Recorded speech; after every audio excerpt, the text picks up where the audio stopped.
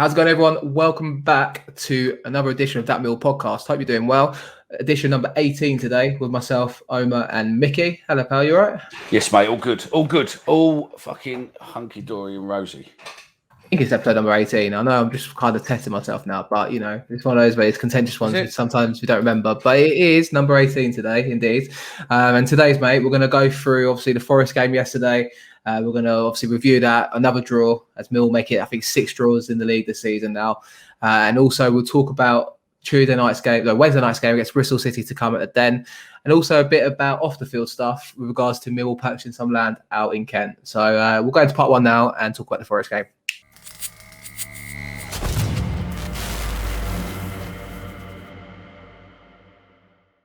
And welcome to part 1 of the show. As mentioned in the preview there, we've made it another draw this season as Millwall now have 6 draws this season after going to the Forest City ground, drawing 1-1. Micky, just we'll talk about the game more length obviously in a second, but just obviously another draw.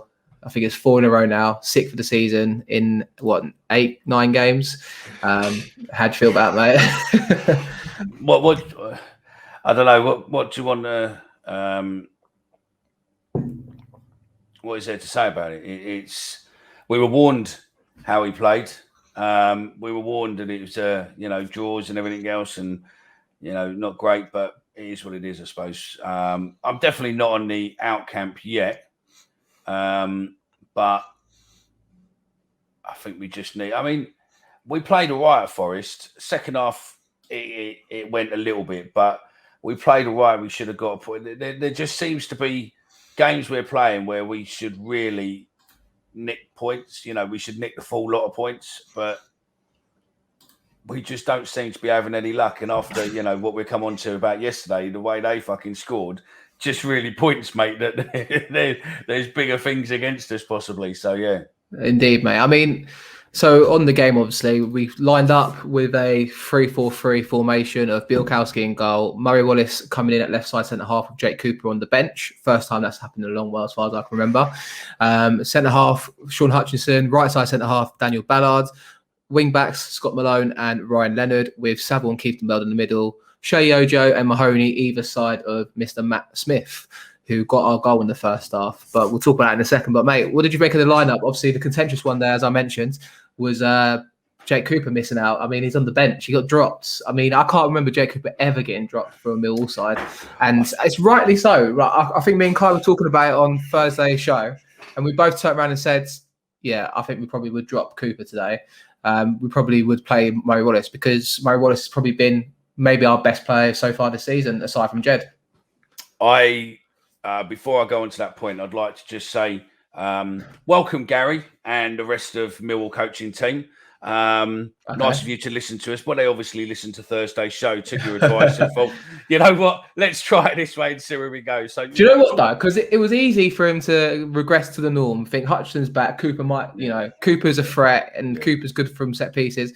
But Murray Wallace has been, ever consistent across most positions in the back 4, back 5. So he deserves to play. But, I mean, obviously, Cooper on the bench, mate. I think, his form hasn't been great this season, has it, so far? So it was a good decision, I think. No, his form's not been great since his shoulder and whatnot, is it really? But, very true. And also, I've been going on and on about it for probably best part of a year, but we don't know how much this COVID shit is affecting some of the players. Listen, it's not. We don't know. Oh, shut up, you tart.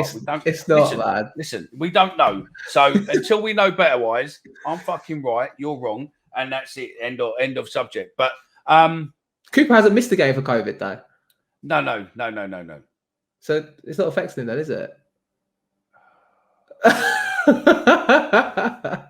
Do you know what? I hate what. Do you know? It's fucking depressing sometimes you are. But no, look, I just think that it made sense to change the team of what we're used to because it's the same shit every day where, we do it this way because that's how we've always done it. Well, when we don't do it how we're meant to do it, we sometimes perform a lot better. So I think we looked, the first little bit of the first half, we had to get into it because obviously new manager and the crowd atmosphere and the players' fault. But once we settled in, we seemed to dominate. We just couldn't, unfortunately, put more balls in the net, but we definitely dominated And then it's the same shit. That goal from theirs, however fluky it was, and unfortunate that we can't show you it, but it was very, very fluky, and the players' heads just seemed to drop from that. Same as what they always do. We seem to be ahead, if we're leading, and then all of a sudden they score, we drop our heads, and then it's like sometimes they get another one or we come back, but they just seem to take forever before they suddenly pick their heads back up and start running again. I think it's a hard one. I think on the Cooper scenario, just quickly, I mean, for a side that prides themselves on keeping clean sheets and being hard to beat and, normally having the goal tally down to 0s and 1 against, we've only kept 1 clean sheet in 9 games in the league, 1 clean sheet in 12 in all competitions. That is an alarming statistic there, mate. And again, yesterday, we can see that goal. And I think we'll excuse the team because, as you mentioned, it was a freak goal. I think it's Max Lowe, isn't it, on loan from Sheffield United, the left wing back who was previously at Derby County. He's picked the ball up on the left-hand side. I think we lose the ball in the build-up. I could be mistaken. And he's given the time and space by, I think, Leonard or Ballard on the right-hand side to put a ball in the box. And he's purposely aimed it towards the back stick, only for it to just come off his foot the wrong way and then somehow go into the far stanchion of the goal and come back across the goal and just nestle into the back of the net. I mean, how's your luck, Mickey, mate? But before we talk about that guy in more detail, I suppose we best big up Matt Smith, seeing as he scored in the first half as well. He loves the City ground, mate. I think it was Shea Yojo, wasn't it, who crossed over to the right-hand side of the pitch, swapping with Mahoney, which was a good play from Rowett there to pick that up. Left-footed, ball into the box, Matt Smith's there, and beat the defenders with ease constantly throughout yesterday and took his goal well. Absolutely. I mean, I think OJ is going to give us a completely different dynamic because, the way he picked Smith out was on a dime when he just literally stuck that ball and it was perfect. The ball's what Smith loves. It was perfect. And if he can do that 2 or 3 times a game, then I think Smith will put him away every time. I agree, mate. I think, he could have got a couple yesterday, Smith. He obviously hit the crossbar in the second half when it was 1-1. And then that first half, like you said, mate, I think we didn't really create too many clear-cut opportunities. I think, obviously, like we said, Forest had a lot of the ball early doors. The new manager bounced. Grabban had an opportunity, didn't he, first 5 minutes. I think it was good play down the right-hand side with Jed Spence, who puts the ball in just behind the defence. Grabban's running onto it. And Bielkowski, to be fair to him, gets down and makes the save. But you got to think if our striker, it's like the Bradshaw scenario against Swansea a couple of weeks ago. We're both saying he should have put it either side of the goalkeeper, and I think it was the same there for Grabban, wasn't it? But he came down with a Millwall flu later in the half, didn't he, mate? I think he took a little club off Bielkowski. Concussion injury. Hence why we got the extra sub. We got the extra sub, but. If you watch that back, that opportunity where he's, I think it was the same one, wasn't it? Well, so he's gone for goal and then Bielkowski saves it. Or was it another time when he's played through 1-on-1? Either way, when you see it on the TV screens or on, I don't know if the highlights picks it up or not, but Bielkowski goes to, no, this is another opportunity then, isn't it? He goes to punch it and he's punched the ball, but also clattered Grabban, and I mean floored him to the ground to the point where I think he probably should have been taken off at that time. But like you said, we was allowed to make 4 substitutions yesterday because of concussion and substitution. First time I've seen that come into play, mate. But I mean, good that Grabban, kind of got the Millwall flu and disappeared. I think didn't come back to haunt us. Yeah, that fucker always scores, doesn't he, against us? He is a fucking absolute fucking nightmare for us. But yeah, no, look. At the end of the day, we got a draw. Was it a good draw? It would do.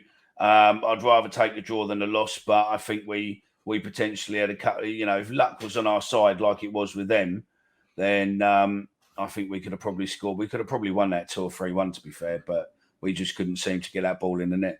I think that first half, obviously, we were on top. We only had one clear-cut opportunity for me, though, obviously, where Smith has the header on goal and scores the goal. And obviously, they had the opportunity for Grabban. But then the rest of the half, it was there for us to take it. We had a few corners, set pieces into the box. And we probably should have been 2 up at half-time, really. We didn't have that opportunity come to us, but we should have created it and forced the occasion, I felt like. Like we said, we went down 1-0 half-time, 1-0 up, obviously. Then they got their goal. And like we said there, mate, it just kind of plateaued away, didn't it, a little bit? And second half, obviously, they scored that goal. First home game from the manager. First game in charge, in fact. Then it's like kind of, the crowd's trying to get on the team's side to try and grab that winner. I thought, towards the end of the game, it was really good end-to-end football. Like, I enjoyed watching it, thinking like it was almost like a basketball game at times, and it has that kind of feel a couple of times this season where teams are going back and forth, back and forth, back and forth. But yeah, I mean, I wanted to talk about some player performances and obviously get your opinion as well, mate. I think I will start with Conor Mahoney. What did you make of Mahoney yesterday before I play my cards here? I think compared to where he was the game before, I don't. Well, it was all right, but I you didn't see the Leicester game, did you? Neither did I. So no, I saw the highlights. Well Leicester, didn't he? I mean, I'll play my card now and say it. Mahoney frustrates me so much. Yeah, right? Mr. Non-consistent. And hear me out. He had an okay game yesterday, but bear in mind he's no Jed Wallace on the pitch. If Jed Wallace was playing yesterday, we probably would have won that quite comfortably yesterday for me. If the game played out the same way it did, we would have won the game quite comfortably. I think Jed Wallace would have been involved a few times to set up goals or actually have an opportunity himself. Mahoney infuriates me because he just plays in slow motion. It's like you watch him play and you think to yourself, like, if he just gets the ball out of his feet and runs at players and causes havoc, and you see him do it a couple times and you're like, okay, that's the benchmark for you. Do it again. Do it again. And it's like, I feel like he gets the ball at his feet sometimes. And it's like you just watch him try to like kind of come out of it. And it's like he's playing at like fucking walking football speed. And then the second half, obviously, okay, he swapped sides with Ojo. Ojo put in the delivery for the goal. But aside from that, there was a few times where set pieces in and like, a couple of times Mahoney, the first half, he had 2 or 3 corners in the first half. Perfect, back post every time. And we had a couple of opportunities to score from them. Second half, set pieces, comes back out to do it again. Doesn't beat his first man 3 or 4 times. There's a couple of times where the set piece on the right-hand side, ball into the box, can't beat the first man. It's just infuriating, mate. And then to sum his day up, mate, 69th minute, he comes off having treatment from the physio. Yeah. I'm not going to speculate if he's injured or not. I think he probably just ran his course. But to sum up a player's career at Millwall so far, it's chalk and cheese. First half, he was decent. Second half, he was rubbish. And then he goes off injured, potentially. You know what I mean? I think that's Mahoney's Millwall career in a nutshell yesterday. It's like, it's like you're playing FIFA with him, isn't it? Do you know what I mean? You think you're a great player, and yet you just can't figure out the buttons to do the tricks you want to do. So every time you go to do it, fucking trips over his own feet. It's that's what it reminds me of. You're sitting there playing FIFA, and all of a sudden you got the lag or the broadband shit or something there, and all of a sudden you know what you want to do, and you know where you want to put it. And every time you fucking tap it, instead of it going like a lovely cross to the left, it just suddenly spirals straight out into the crowd. And where you get that frustrated with your Xbox or your PlayStation controller, you want to lob it through the fucking window. But he just reminds me of that because he's got something about him. And you see that, and you can see what obviously the coaching staff think of him, but he's just not consistent. I'm not having him. He needs a run of games. He needs a good set of run of games to be able to judge him properly. But unlike Thompson does get better with the more games he plays. He might have a couple of mares, but he gets better and better and better the more games he plays. The trouble is with Mahoney, you can't guarantee it. That's the problem. The thing is with him, it's like he's a luxury player on the side, and if you give him the opportunity to just be creative flair, it's fine. You hope he does something good in the game. But the way we set up with Gary Rowett, with only 3 attackers up front, and they're the 3 that kind of bomb forward and occasionally get the wing backs involved, you rely on him to do a lot in the game. And then when you see him try to beat a man and he doesn't look interested and he's playing slow and it's like he goes back to the centre half or he goes back to the wing back, it's infuriating because you just want him to get the ball. Like Ojo did a few times yesterday, got the ball, turned and ran at the defence and ran down the line. Malone and Ojo down the left, I thought linked up quite well. And I saw bits there that I thought, you know what, I can see that moulding into a good partnership. You look at Malone, every time he gets the ball, the intent is to go forward, play forward. Mahoney, it's just like a walk in the park. And I don't want it to be me killing Mahoney because I'd be happy if Mahoney scores a hat-trick on Saturday or Wednesday night against Bristol City. And I'll be like, you know what, fair play. I'm not criticising him. I'm just saying I don't think it's going to work here for him at Millwall. This is what, 2.5 seasons now into his career at Millwall. It's just not going to work here, mate. Do you think it's like with some of them where possibly to drop down the level then come back? Because he's only young, isn't he, still? So, I mean, is it worth him dropping down a division to get football, more football under his belt and then potentially come back up? He's 24 years of age, right? So I'm just checking now. I've got his statistics for us here. You know, last season he only played 14 games. The season before he played 38, 2 goals. And then for Birmingham, he got 30 appearances, 2 goals. He's never had like a season where he's got 40 plus games under his belt in the league. And like you say, like he needs to run of games, but I don't think he's going to get that here at Millwall because the competition is rife. You know, Bennett's injured again. There you go. Ojo, Wallace, you know, there's players in there that are going to take the positions and fight with him for that. And I don't think he'll be up for the dogfight in that sense where he'll get the opportunity to play. And I think when everyone's fit, he'll struggle to even make the squad. And it's disappointing to say that because when he first came in under Harris, I remember that game against Real Sociedad in pre-season, he scores an outrageous goal. You know, I think in the first game of the season, he assists Matt Smith's header, I think, or I can't remember what it was, but it's something like that. And, you know, you're thinking like, okay, here we go. But then 2 years down the line, it's just, I don't think it's worked for him. It's not really kicked off. And I'm going to move on from Mahoney because I don't want it to be a bashing session and people think we're just bashing the players. But no, I don't think we are, though. I think it's just true. I mean, it's there for him and he's not done it. That's the problem. I think the thing is with our show is that we say how it is. We don't pussyfoot around. We don't fucking blow smoke up people's arses. But, you know, he has got a quality player inside. But if he don't want to bring that quality player out every week, then it don't matter what he does. It's down to him. If he doesn't want to bring it to it and make a great career out of what potentially he's got in front of him, then no one else is to blame apart from him. We would love to be able to fucking cheer him on every game and look forward and excited to what he can do for what we think he can do. The trouble is, he just doesn't. So, yeah, I mean, he got 5.8 on the ratings on News at Den, but you know, he's not the lowest there. But yeah, I wouldn't. You know, I think it's one of those. Keep your options open and hope that he does perform. But in no way, I think this is us slagging him off. This is just constructive criticism as such. I think what we want is him to actually go on and perform how we all expect he can. Know who I thought was on his game yesterday and you're gonna have to agree with me today. I think you can normally disagree with me, but I think he slowly shows signs of his form improving. A goal last Saturday, Jules Saville. I thought he was immense yesterday. He's coming back. Yeah, I think and that is a COVID effect. maybe. I'm not going to deny or confirm it. He might have not even had COVID, by the way. It could have been a family member and he might have been isolating. So, you don't know if it's definitely the COVID effect. But obviously, transitioning to a new team at Millwall, we're struggling at the moment. But I thought Saville is a bright spark in that side, I thought, like yesterday. You know, he's the way he just reads the game. He's starting to see parts of him coming forward as well on the ball. And also, I think him and Keith Bell have got a good partnership there. Keith and Bell, I thought, struggled yesterday. Early on, gave the ball away 3 or 4 times. He fucking hammered people. He hammered people. Yeah, he constantly fouls them. Don't get me wrong. He was lucky. When he got that yellow, he was lucky not to be on a second yellow by then and be off. Yeah, well. He was going through people like a fucking steam train, which is what we want.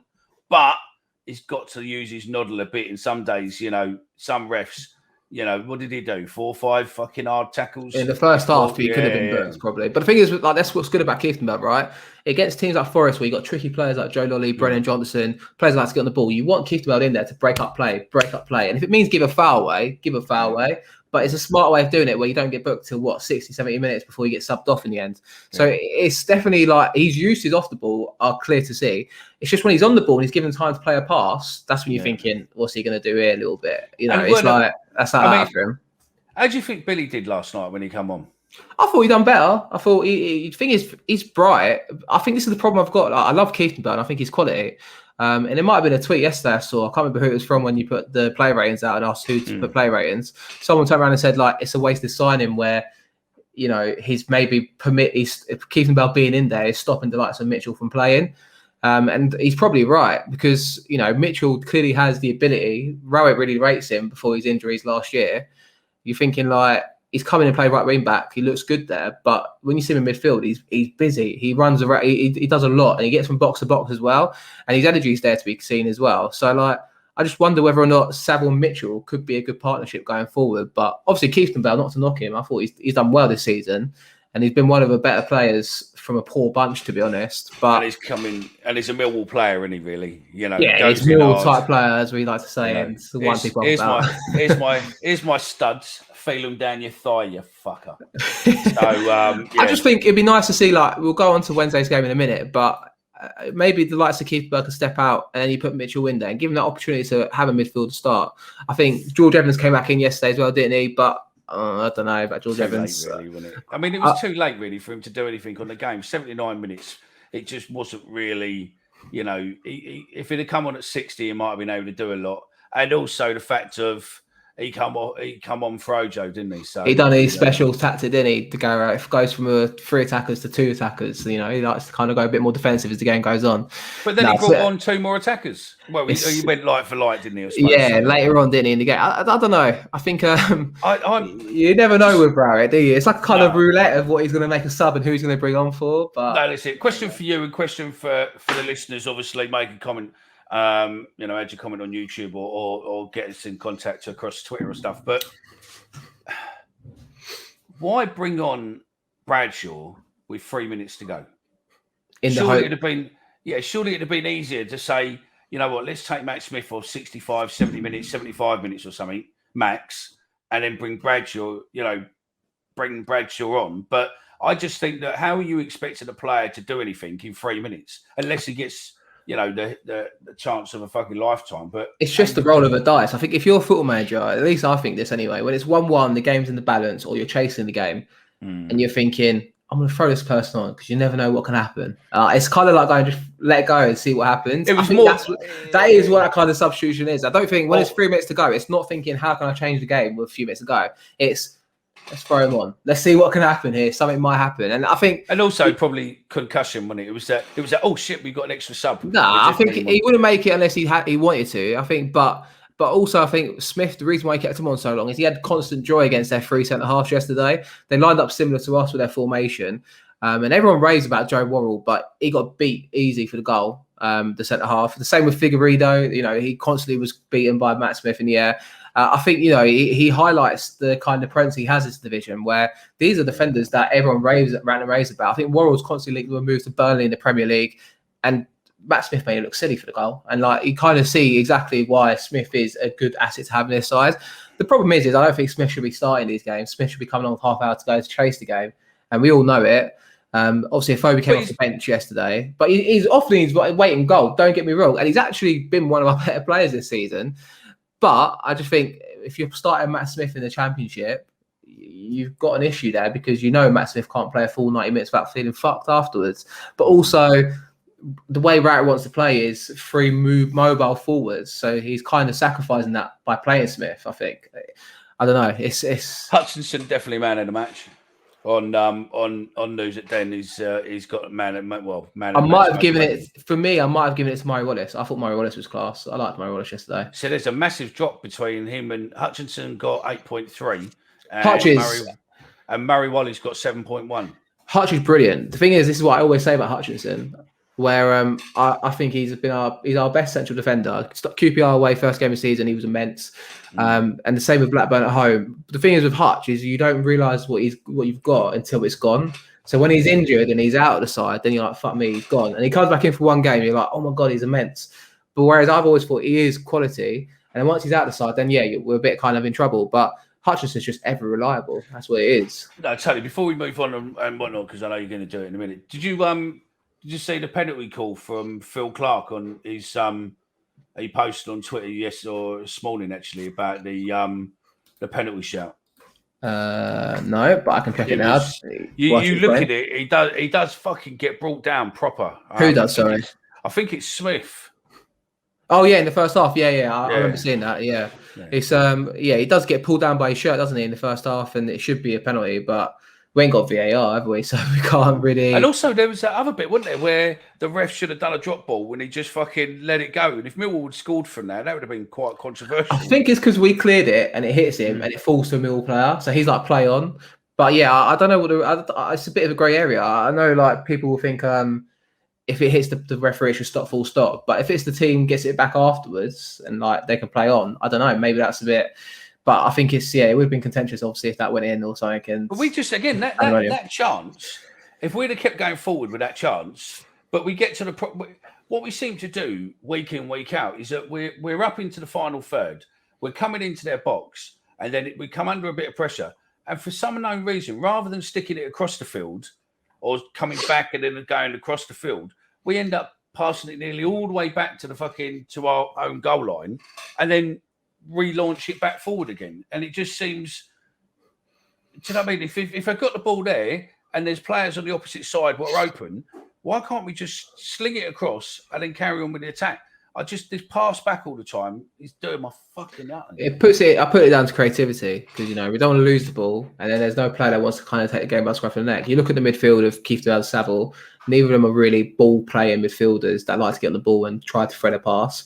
And you look at the front three, Shea Ojo and then obviously Mahoney. Them two are the only ones in the side that can kind of look for a forward pass. I thought Leonard done well yesterday as well, by the way. Down the right hand side, up and down, constant engine there basically. But you want a few creative flair players in there that can also put the effort in. If Wallace was there, maybe it's a different story. But yeah, I think overall, mate, another draw anyway. I said on the show the other day, and I know you said earlier you're not right out yet, and neither am I. But I turned around to Kai and said, if we get to 15 games and we've got 15 points or less, I think Route's gone for me. That's the point where I'll start to turn because the fixtures are looking favourable. We've got Bristol City, Barnsley, Luton, and then tough trips to Sheffield United. But after that, we've got Stoke at home, Huddersfield away, Reading at home, Derby at home. There's a good chunk of games there up till the middle of November where I think we've got to put a performance in and try and get a run of games going. If we don't, and we find ourselves below 1 point a game after 15 games, I think that would be the cut-off point for me where everyone starts turning on the manager. We've got a scenario where a lot of people turned on him. Probably about a third of the management have turned on him. Third of the fans have turned on him. But we're slowly teetering on the edge where I think if it keeps going like this way, I think... Who would you have, though? Chris Wilder. Would you? I think he'd be game as well. I watched an interview with him with James Lawrence Alcott on the 72, it's called, YouTube channel. Yeah. Really, really good YouTube channel. I think Wright's been on it earlier this season. It's the FA. It's the FA one, isn't it? It's the EFL. Sorry, it's the EFL official one. Yeah. Anyway, so and in the interview with Wilder, guest appearance from a German Shepherd. Welcome, Ruby. And in that interview, he turned around and said, "I'm realistic. Where I know, I'm an English manager, I probably won't get a Premier League job, despite getting Sheffield United up to the Premier League after promotion and another promotion from the Championship." He turned around and said, "I'm ready to go though. I'm looking at Championship, and if there's an opportunity that arises itself, I probably will go for it." And I think if I compare, Sheffield United is a bigger fan base than us, that they get bigger gates every week, but his track record of I think he was at Oxford, Northampton beforehand. I think he'd suit a Millwall. I think, and also he plays the formation at Sheffield United that Rowett's trying to emulate here. 3 central defenders, 2 wing backs. It's eerily similar. Where I think if we had a fresh mind coming potentially, I'm not right out yet, and I'm still not. But I think if you look at the market that's out there for managers, if Wilder's still available in 4 or 5 games time, and we're still struggling and we're sitting on 2 wins out of 15 games, I think we're not a sacking club, but it'll be tempting to roll the dice, especially if Wilder's interested for me. I don't know what you think, mate. I think Wilder would be a good call. I mean, I normally always turn around and say, right, and sorry to interrupt there, but I normally always turn around and say, I always back the manager, and I'm still backing the manager now. But even I'm getting fed up going to watch home games and thinking, it's boring. There's nothing about this at the moment aside from Jed Wallace and Danny McNamara when he's playing because he's one of our own, and Billy Mitchell, and then boring. It's predictable. It's one-dimensional. Mate, me and you watched the game a couple of times this season together at the Den, and you just know what's coming. It's just boring. It really is predictable, and also.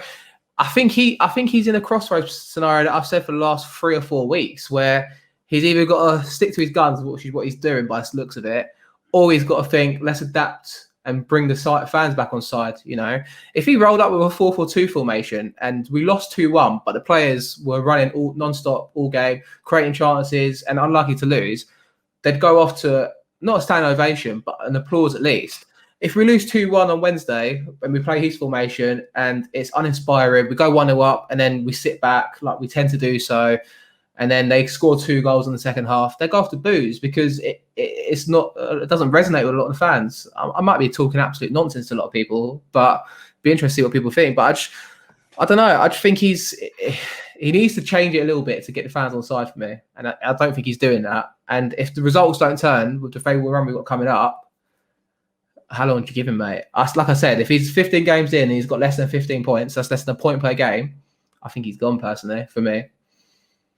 Yeah, I'll be interested to see whether or not the club get rid of him or whether or not they just looking more long-term future with him. But again, if we're not getting the points, we're getting points every time, we're going to be in a relegation battle and the club definitely don't want us in League One.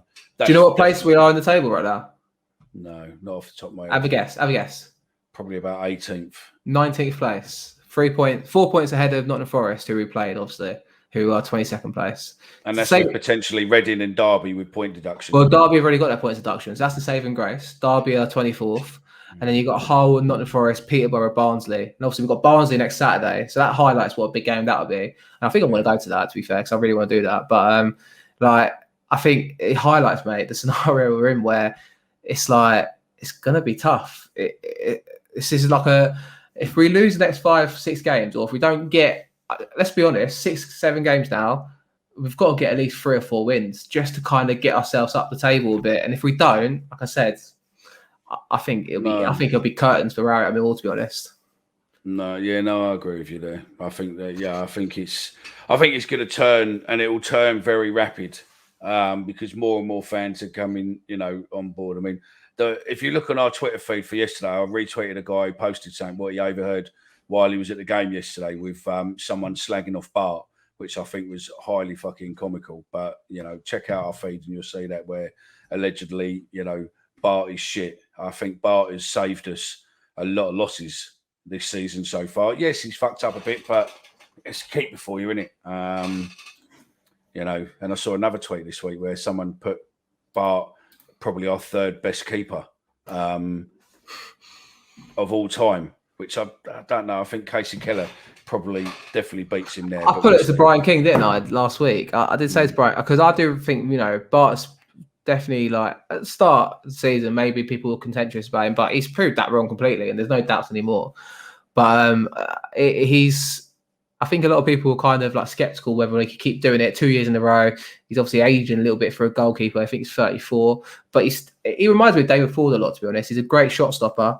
And, even Brian King bigged him up, didn't he, a little bit? I think he is a good goalkeeper, and, take that as it is worth, really.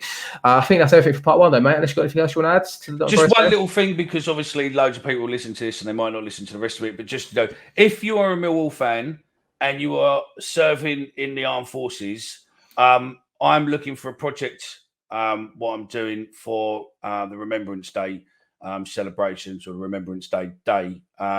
So if you are a serving member of the armed forces, RAF, Army, Navy, whichever, I'm looking for photos of you with a Millwall flag, Millwall kit, wherever, or just in uniform.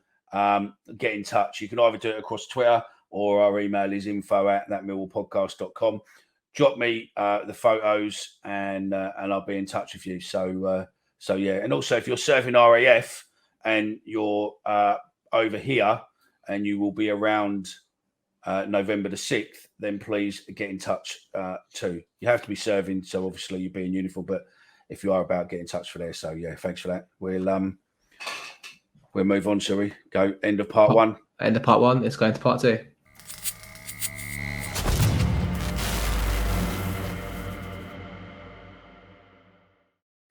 And welcome back to part number 2 of the show. Micky, we're going to talk today a little bit anyway, not because we've done quite a bit of start of part 1 there, but Bristol City on Wednesday night, mate, at the Den. Bristol City, I think they're in a similar sort of predicament to us, I feel like. They've had a better start, though, where they've got a little bit of run of form going. They're currently sitting 8th place. And like before the season, a lot of people were kind of thinking Nigel Pearson's in charge there, the ex Leicester City manager. No one was quite sure what to expect from his side. But they've got a decent run together. I think they're unbeaten in 5 or 6, and they drew on the weekend at home to Fulham. So they're going to be no slouches, mate. And they come back, didn't they? They come back from being 1-0 down as well. So they beat QPR away as well, I think, last week. So, it's going to be a tough game. What are you expecting and hoping going into this one, mate? Hopefully Jed's back. That's the start. But what do you think we're going to get from the Millwall side on Wednesday night at home? I think it's going to be hard. I mean, you look at their games. I mean, they've drawn with Blackpool. They've beaten Reading. They've beaten Cardiff. They've drawn with won a few. You see, that's the difference. You see, we've not had any wins. They've had a few wins, which is, and they're all close games as well. This is the thing. Like, they've got over the line when we've not been able to, have they? Yeah. Yeah, and we can't. I mean, beating QPR, drawing with Fulham. I mean, okay, we had a good result with Fulham as well. But Fulham it weren't too bad, mate. We could have got spanked. 2-0, mate. Yeah, but it could have been a lot worse 2-1. when they come out to that. Yeah, 2-1. It could have been a lot worse considering what they're coming on the back of. Their first couple of games this season, they were on fire. Then all of a sudden, it seems as if they've just fucking hit a brick wall and just died. Mm-hmm. But I think they're going to bring it straight to us. They look to bring it to the teams they feel are better than them. And I think that if we don't have our head screwed on, we're going to get beat. We could potentially get beat 2-0. Well, yeah. I mean, so this is a sort of game where I think we need to be winning. And like, in a sense of, it's a home game, obviously. We need to get the home form going. Obviously, we beat Blackpool, didn't we, just for the international break. Yeah. But we need to win these sort of games where there's a 4-point gap away to Bristol City. And we're expected to do better than Bristol City, at least at the start of the season. That's everyone's predictions and hopes. But these are the sort of games where I think we need to start taking points off teams above us and claw ourselves back up the table. Especially, this will be the 10th game of the season now. And I'm kind of finding it difficult to be positive, mate. This is the problem I've got. But at the same time, players come back from injury. I think McNamara probably will get a game on Wednesday night, I feel like, albeit Leonard didn't do anything wrong. I think McNamara should come back into side. He should freshen things up a little bit. McNamara was not on the bench even on the weekend, but he was. I saw him and Ben Thompson on the video feed, so they were both travelling and there. But I think I want to see McNamara come into side. I want to see Afobe start up front. I want us to just kind of Ojo and hopefully Wallace being fit. And then we've got a front three that we can be happy with and obviously want to go for. Albeit Smith scored, I think, an impact from Smith, half hour to go for the games and the balance. I think that'd be perfect. I want us to go for this game. And obviously I want to see a bit of Millwall in this team. I don't know if that's being a bit kind of cliched. But I think we need to just kind of grab this game by the scruff of the horns and say, right, come on, let's rest. Let's get this kind of slump done and get on with our season. Absolutely. I think Rat needs to put his money where his money, his balls where his mouth is, really. He needs to sit there and go, right, we're going out to win this, rather than it looks some days as if we score and then we sit back and then we just let trouble come to us and then we just go, right, we'll hold out for a draw. We need to go all out. As soon as that whistle goes, we need to go fucking all out and just basically attack. They're the fateful words, aren't they, from Millwall, mate? Attack. And we need to do it, because if we don't, we're on 9 points now. We're then going to just slowly get lower and lower, and we don't want to be in a relegation battle come another 5 games in, 6 games in. If we get to 15 games and we're in a relegation battle, then I think we're fucked. I think we will be. I think we're proper fucked. I don't think we're fucked though. But I do think that's what my fear is. Like I said, these next 5-6 games look favourable. I don't think we're going to win them. I hope we do, but I'm not hopeful. And that's the first time in a couple of seasons I'm really not hopeful. And I don't know if I'm just being overly negative on a Sunday morning for no reason, but I think everyone can see the issues in this team. It's just like that little bit extra is missing. And hopefully when everyone's fitting well and back in the side, that comes back. But I'm struggling to see it at the minute, mate. I really am. Me and you both. I don't see, I've listened to Gary's, press conference or his pre-match, his post-match interviews, and they're the same shit. Oh, we done really well. We were done well here. We done well here. Well, it don't matter. If we played well for 45 minutes, We need to play well for 90 minutes. In fact, we probably need to play well for fucking 120 minutes and hope that the game ends at 90 minutes. Do you know what I mean? I'm not saying it goes up, but we need to be playing a lot further than where we are, because at the moment we just don't seem to want it more than the opposition. And, you know, the only player where we seem to focus all around Jed and all this, when we've got players that can score goals, they've shown we can score goals. They're just, I don't know, we just need more, we need more luck, we need more fucking creativity, and we need more hungriness to win. And if we get those three just suddenly kick in, then you know what? We could easily make a charge up the table.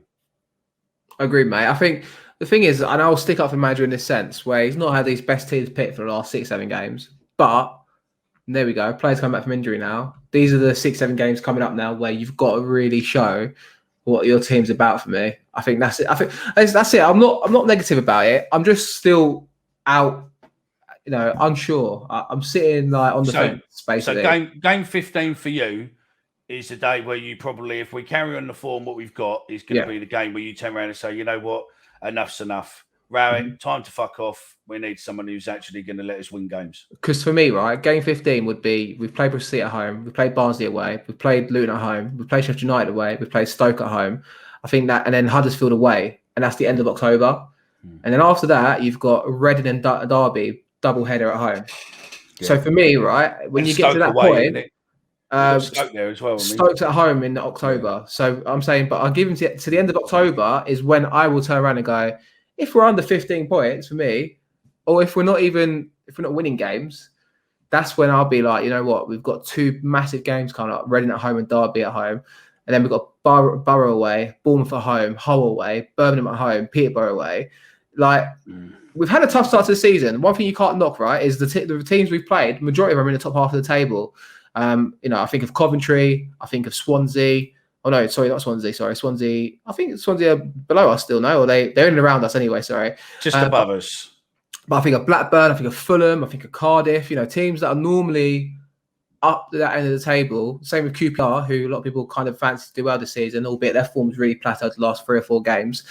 I think we have had a tough start to the season. No one can knock that. But these are teams that we really hope that we'd be competing against and be at the top table with.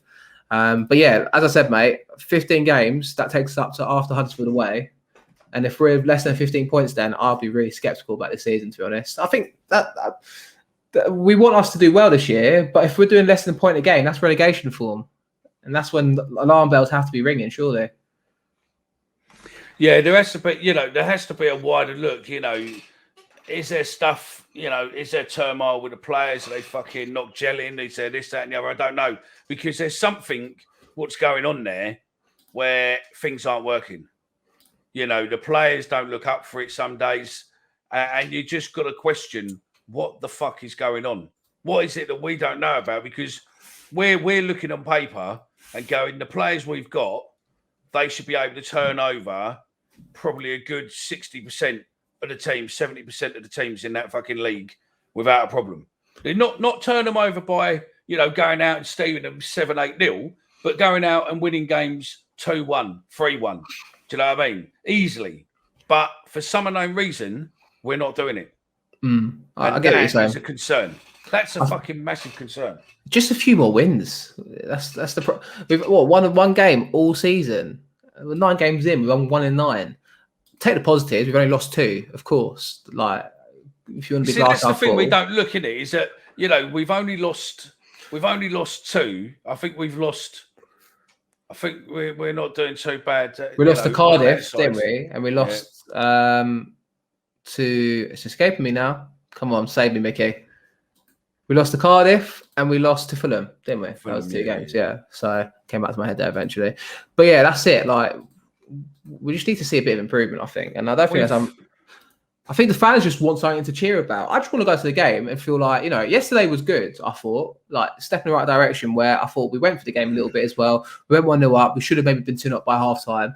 Yeah, didn't get that goal. We got done by fucking an unbelievably lucky goal. And then the game kind of went away from us there. That's the point. We could be having a completely different conversation today. We could have won that game 1-0. And we'd have been, yep, great, everything else, and we wouldn't have been having these conversations what we're having. But the thing is, Forest were poor. That's what pisses me off. Forest, but they come great. into it. They come into it in the second half. But they're a team that are struggling at the bottom table. New manager bounce, yes, but they've got only a couple of good players on their side. Joe Lolly, maybe, yeah, and then maybe Garner in midfield. Aside from that, it's an average championship team that we should be beating. Like we say, we expect to at least compete in these sort of games. But I want to move on from Millwall now. I think what we want to do actually is, or at least the playing side, give me a score prediction for Wednesday's game, mate. I think I'm going to go 1-1 draw. Do you know what? That's what just come into mind as well. I think a 1-1 draw. But to be fair, I'm going to go 1-1. I'm not a betting man, but if I was, who are you going to? If I was a betting man, I'm not a betting man, but if I was, wink, wink, I would say back 1-1 every week. Just do it. There's no harm. Yeah, back 1-1. I would back 1-1 and back Jake Cooper to score. At one point, you're going to have. Well, not Jake Cooper now because he's not in the team. No. But 1-1 Jake Cooper. Yeah, what are the odds on that for Wednesday? But he's not playing anyway, so well, he probably won't. Who knows with what team we'll get? But yeah, we both say it's probably going to be a draw Wednesday. Should we do a 5 each? I can't bet on football, mate. I don't know what you're on about. Oh yeah. I'll bet on football. I'll put a 5 on us to have a 1-1 draw. I like it. We'll see what happens, mate, and we'll come back to it on Thursday show. Before we go, though, I want to spend a few minutes, mate, just to get your opinion on. I'll start off by reading a letter actually that was obviously circulating online the other day. Dear resident, it gives me great pleasure to write to you on behalf of Millwall Football Club following our acquisition of the land opposite your home along Falkland Road. We've acquired this land to build a high-end training complex that will be the new training ground for our club.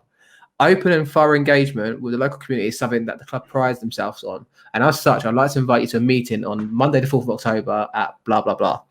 We feel it's imperative that our neighbours and residents are consulted prior to the planning application process commencing. And we hope next month's meeting is an opportunity to share with you our plans for the site and opportunities for the community in months and years ahead. Yours sincerely, Steve Kavanagh, Chief Executive.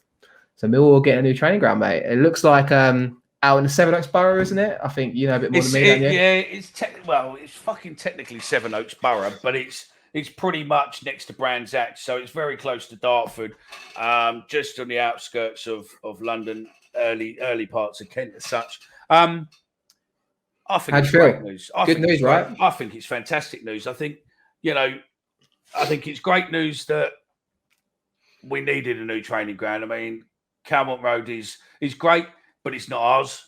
We sold it. Peter de Savary sold it to Oxford Uni Pension Fund or something many years ago for about 1.6 million when we were in trouble. We can't do a lot to it. It's not big enough. I think obviously it'll be great to be able to have a purpose-built training facility and have the academy there and have everything there, the offices, everyone else, same as, normal football teams. So you'll have, the communications teams there, you'll have everyone else. So everyone's in one building rather than being at the Den and then travelling backwards and forwards, because the travelling's a pain in the arse through central London. We know that through Lewisham and all that. It can't be easy getting to the training ground and all that. I think they've done it the right way. I mean, a lot of people have moaned and said, it's a good news story. We should have told everyone, should have told the fans. But I think part of me thinks that it's probably better in the way it's leaked out. And I think too that they've got to concentrate on the residents before us, because if the residents don't want it, then they're not going to get it. It'll come with time as well, won't it? Do you know what I mean? Like when the club's ready to announce it officially and they say they've got plans to ready to do it, then they'll do so, won't they? So it's like I think it's a massive investment. I mean, the rumours are they paid just under £1 million for the land into a big plot of land. A huge amount of land, so I'm told. And I think it's superb, because I'm also hearing that some players they bring in and they take them to Calmont Road and they sort of look and go, okay. I was going to say that. Like, as in, I used to be local to Calmont Road, and as far as I remember from when I was going to kids at Calmont Road 15, 20 years ago, like to just go and see them training and the chance of seeing the players, to the point where when I left the area not too long ago, it's not changed at all. Like, it's exactly the same. I think there was an extension put out, wasn't there, for the gym area or medical area not too long ago, a season or so ago, and it's all temporary buildings. The pitches are exactly the same, 4 pitches, I think, on there. And if you look at, like, obviously Premier League clubs, obviously a level above us, wouldn't want to be on that level anyway just yet. But, you know, the infrastructure around these clubs is massive. And even down to the Championship now, you know, clubs are getting these training grounds because obviously they're in the Premier League, getting relegated, and they've got massive training grounds, massive complexes. And I probably agree with you there. I imagine players are turning up going, is this the training ground? Like, you know what I mean? Like, it looks like, for all intents and purposes, a hut and 4 pitches. And, you know, it's been good for us. Obviously, it's you know, but it's not that far out either, this Falcon Road. You know, it's 20 miles from the Den. It's probably easier. It's not that bad. Do you know what I mean? Like, fair, it's probably easier to get to the Den from there than it would be from Calvert Road, because when Lewisham's fucked and all around there, it must be a pig. But I think it's easier to get to. You'll probably have much better, you know, communication and everything else, facilities there. Plus, it'll be very, very more secure. Because at the moment, we can, you know, we've all seen the pictures of the other YouTube fella where he's clinging onto the fence, watching through the fence, where we've seen the pictures and that. So, you know, I just think that they will have more secured facilities for them. I think it'll be much better for having the youth and all that, which I'll come on to in a sec, where they've got the academy guys and everything else, and they're all mixed together. But, well, as such, in our view, they'd be mixed together. But I think in reality, it doesn't work like that. But to have state-of-the-art, and don't forget, we're probably looking realistically, by the time we look at planning, consultations, and everything else down the line, we're probably looking 5-10 years down the line before there's even a brick on the ground. And probably a £5 to £10 million project if it goes ahead. But that's you know? 5 to 10 million. Cheap. No, but that 5 to 10 million is probably a lot cheaper than buying Calmont Road now. Because, I mean, you know, I can see Oxford probably want to return on their investment, and you're probably looking 3-5 million, maybe more. The lease is up at some point. So I think it all makes sense. It makes perfect sense. And it's a fantastic investment and a fantastic mark in the sand to move forward. And also, you know, this regen, you know, what we fought for a few years ago, I don't even think that's going to get built within my lifetime, let alone my kids' lifetime. So, you know, it is what it is. I think it's great. I think it you know, it shows what we're thinking, you know, how we're thinking maybe 5, 10, 15 years in the future.